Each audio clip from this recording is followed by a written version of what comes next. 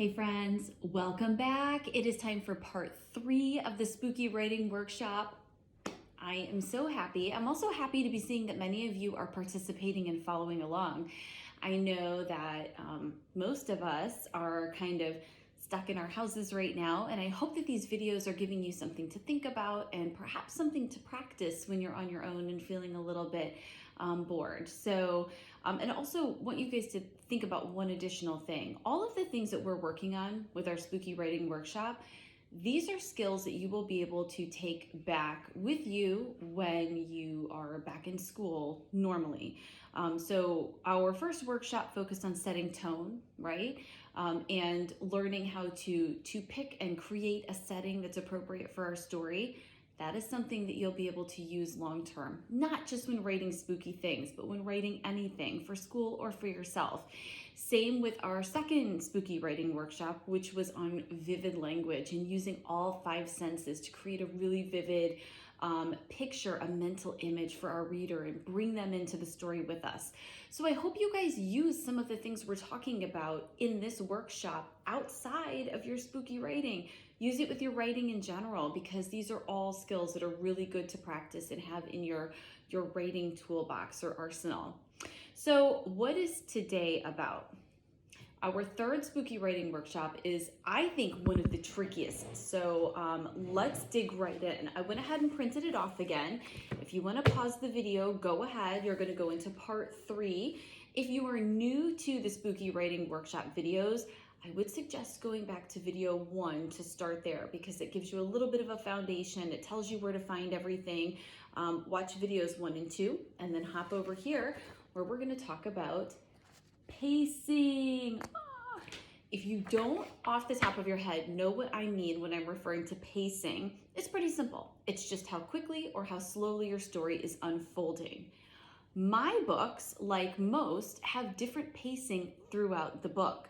I would say if I had to categorize what the pacing is for my books, I would say overall pretty fast, because I write mysteries and scary stories, right? However, are there parts in the books where the pacing is slower? Absolutely. There are scenes where I'm working on developing perhaps the tone and the setting, or a character or something along those lines, and those scenes are not necessarily as fast-paced, right? But if something truly frightening or mysterious is happening, as tends to happen in my books, then yes, the pacing is often going to be a little bit faster. So let's focus today on how to recognize pacing, both in other books and in our own, and how to kind of figure out whether or not we have the correct pacing when we're writing something, because that's challenging, right? Writing something and knowing whether or not we have actually written it in a way that's going to keep the reader's attention, meaning it's not too slow or it's not too fast, is really hard. So here we go. Let's start at the beginning. If you didn't print this out, no big deal. I'm going to pretty much read off of here and make sure that I include everything in the packet anyway. So one thing I want to point out, and this is in the packet, is that fast pacing and slower pacing, one is not necessarily better than the other. Like I said, I mix it up in my books, and I think most authors do. I'm moving to page 2, by the way, if you are along with me. So now that we've talked about what pacing is specifically, you'll see on this packet I have a couple of lines here, if you guys want to do it on your own, where you can start brainstorming books that you have read that you felt were either fast-paced or slow-paced, or even better, maybe you could pick a book and pick different scenes and say, this scene was faster paced and this scene was slower paced. That's going to give you a very good gauge for your own writing as well, if you can start to recognize it in other books. So tip number 1 for your writing, okay, with pacing. If you are struggling to figure out if your book has the correct pacing, or you're worried that it might be too fast or too slow, my first recommendation would be read it out loud. So let me just read you this paragraph. If it seems like the events are unfolding too slowly and your attention is starting to drift, or if you're thinking about a future scene that's more interesting, you might want to speed up your pacing a little.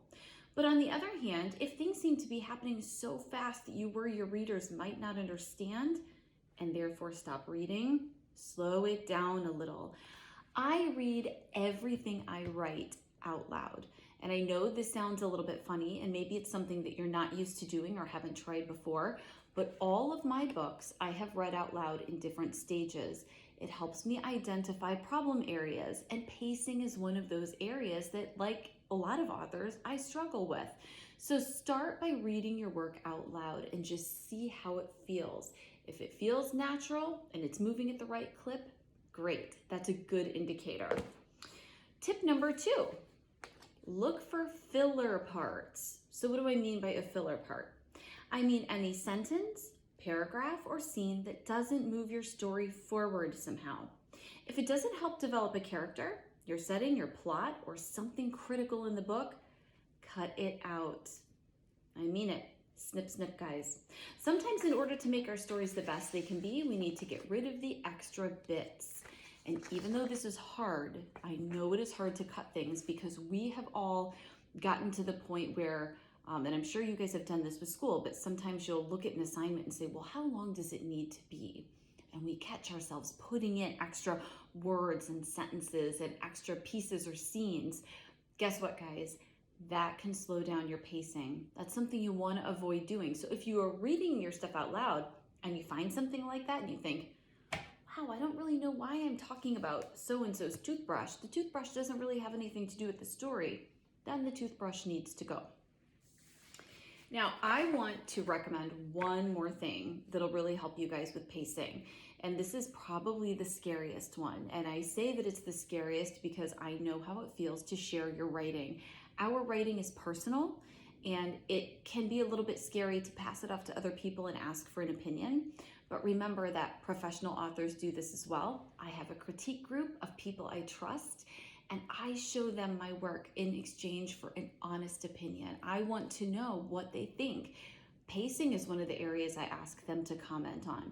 So if you have a trusted friend, a critique partner who you can give your book to and say, hey, take a look, ask them, I'm gonna read off of here, ask them if there are any parts of the book that were boring or seemed too slow. Ask them if anything happened too quickly. From there, you decide then if you agree with their feedback. This is important, guys. If you have one person say something to you that just really doesn't feel right to you, trust your gut instinct. Of course, if several people say something to you like, oh, this scene was really slow, or I felt tired, or I was bored and I almost put the book down, the story down, you really need to listen. Even if you don't necessarily agree right away, at least consider their feedback, okay? So now it's your turn, guys. I have new story prompts that I want to share with you that you guys can use to practice pacing. I'm going to read them out loud. I think we have 3 of them. But of course, you guys can use anything you want. If you have a story idea and you want to attempt a short story and be very mindful of pacing when you're writing it, any story idea is great. You do not have to use mine. Here are the prompts. Here's prompt number 1. Mom said she needed a few things from the store, so I stayed home. Right after she left, the power went out and the entire house got dark. The front door creaked open, revealing a bum, bum, bum. That's where you're gonna pick it up, guys, okay? And you're gonna work on the pacing. Be thinking about how to match the pacing to what's happening in the story. Here's prompt number 2. I was on my way home from school when a mysterious envelope landed at my feet. I looked up at the sky, confused about where it could have come from. The script on the front was elegant, spelling out my name. I lifted it from the ground, tore it open, and gasped at what was inside. Now you're going to pick it up and continue here. That is prompt number 2. Here's the final prompt. Summer vacation had finally arrived. I tossed my backpack on the ground in the living room and wandered into the kitchen, finding it empty. Dirty plates were out on the table and water was boiling on the stove like someone forgot about it. Weird. My eyes trailed to the back door where a large blob of thick green slime was puddled on the floor. Now you're going to pick it up there. Okay, all of these stories have an element of mystery in them. All of these stories are a prompt that ends in a cliffhanger that I want you guys to go whatever direction you want with it. And all of these stories are going to require you to really think about what it means to be mindful of your pacing when you're writing. And if you are explaining enough or not too or not enough or too much, or if your reader is sitting over here scratching their heads because things are unfolding so fast they can't even make sense of it. Okay. Really great work so far on these workshops. I've heard from many of you. I know some of you are compiling things to send me. I'm excited to see them. If you send me any material from these writing workshops, I may not be able to respond immediately, but I promise I will respond. You can use the contact form on my website. So go to lindsaycurry.com, and then there's an About Me, and in that About Me, there's a little contact form. And I promise I will respond to all of them. It just may take me a couple of days. All right, friends, good luck. Pacing, you got this. I'll see you all again soon.